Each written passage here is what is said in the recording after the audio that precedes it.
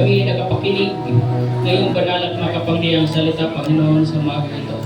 Maraming salamat, O Diyos, sa aming mga narinig. Dalahin ko po, Panginoon, na magamit po namin ito sa araw-araw naming pamumuhay. Maraming salamat, O Diyos, sa nagbahagi ng iyong banal at makapangyarihang salita sa buhay ni Pastora Dayan, Panginoon. Maraming salamat sa kanyang buhay.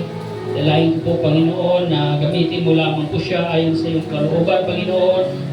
Ingatan niyo po ang kanyang buong pamilya, Panginoon, higit lalo ang kanilang mga kalusugan, Panginoon. Lord, maraming salamat sa aming mga kapatid na nandito, Panginoon. Nakarinig ng banal at makapangyarihang salita, O God. Lord, narito kami na may dala-dala mga panalangin. Dalahin ko po, Diyos, kung ano man po ang panalangin ng bawat isa, katagpuin niyo po ito, Panginoon. Maraming salamat, O Lord, sa lahat ng ginamit mo, Panginoon, sa service na ito. Mula kaninang first service, Panginoon, hanggang sa second service. Maraming salamat, O Diyos, sa mga nagpaawit, tumugtog, Panginoon, at sa lahat ng tumayo, Panginoon, sa stage na ito, Panginoon. Maraming salamat, Lord, na patuloy mo kaming sinasamahan, Panginoon. Maraming salamat, Panginoon, sa buong isang linggo na patuloy kaming iningatan.